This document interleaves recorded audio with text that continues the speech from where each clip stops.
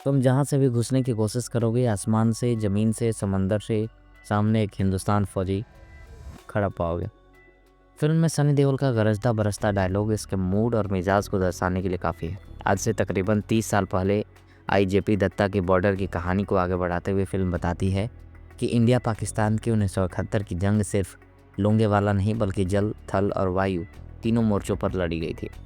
निर्देशक अनुराग सिंह की यह फिल्म सिर्फ एक वॉर ड्रामा और शूरवीरता को ही नहीं दर्शाती, बल्कि यह सीमा पर लड़ने वाले सैनिकों और उनके परिवार के मानवीय पहलुओं की भी पड़ताल करती है। नमस्कार, मैं हूं हसन लक्ष्मण और आप देख रहे हैं रियल फिल्म स्टोरी। कहानी 1971 के इंडो पाक युद्ध की पृष्ठभूमि पर कई ट्रैक्स में आगे बढ़ती है। 1961 में नेशनल वॉर एकेडमी से मिले 3 जिगरी दोस्त को 1971 की जंग में अपनी शौर्यवीरता साबित करने का मौका मिलता है। फ्लाइंग ऑफिसर निर्मलजीत सिंह यानी दिलजीत दोसांझ शादी के तुरंत बाद ड्यूटी पर बुला लिए जाते हैं। मेजर होशियार सिंह दहिया यानी वरुण धवन अपने पहले बच्चे के जन्म का इंतजार कर रहे होते हैं कि तभी युद्ध का ऐलान हो जाता है। वहीं lieutenant commander Mahendra S Rawat यानी आहान शेट्टी अपनी पत्नी और नन्ही बेटी को अलविदा कहकर फर्ज निभाने निकल पड़ते हैं।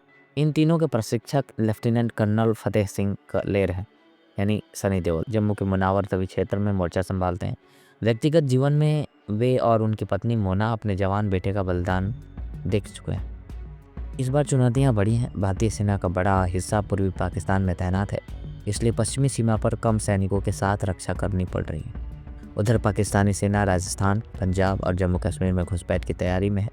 अब सवाल ये है कि देश की ये वीर सामने खड़े दुश्मन को कैसे मात देते हैं, कौन बलिदान देता है और कौन घर लौटता है। जवाब फिल्म देखकर ही मिलेगा। सभी जानते हैं कि हिंदी सिनेमा की वॉर मूवीज़ में जेपी दत्ता की 1997 में रिलीज़ बॉर्डर का अहम स्थान है। ऐसे में इसके सिक्वल को लेकर उम्मीदें तो आसमान छू ही रही थी, मगर फिल्म को लेकर माहौल भी खूब बना हुआ है। सिक्वल लेकर आने वाले निर्देशक अनुराग सिंह को कसौटी पर कसा जाना स्वाभाविक था। कहना पड़ेगा कि अनुराग ने युद्ध के तेवर के साथ साथ भावनाओं का संसार भी बखूबी रचा है। निर्देशक बॉर्डर की साख को बनाए रखने में कामयाब रहे हैं। आज के दर्शकों के लिए निर्देशक ने स्केल तो बढ़ाया ही है, साथ ही साथ मनोरंजन का दामन भी पकड़े रखा है। फिल्म का फर्स्ट हाफ किरदारों की बैक स्टोरी को स्थापित करते हुए मनोरंजक अंदाज में आगे बढ़ता है।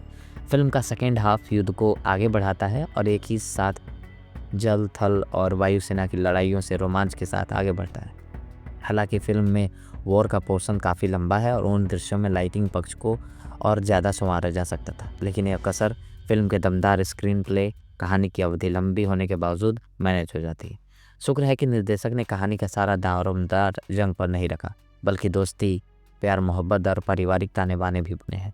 तकनीकी पक्ष की बात करें तो फिल्म में दिखाए गए टैंक, बंदूकें, मशीन गन, असला बारूद और एक्शन कोरियोग्राफी का स्तर भी ऊंचा है, मगर स्पेशल इफेक्ट से इसे और दमदार बनाया जा सकता था।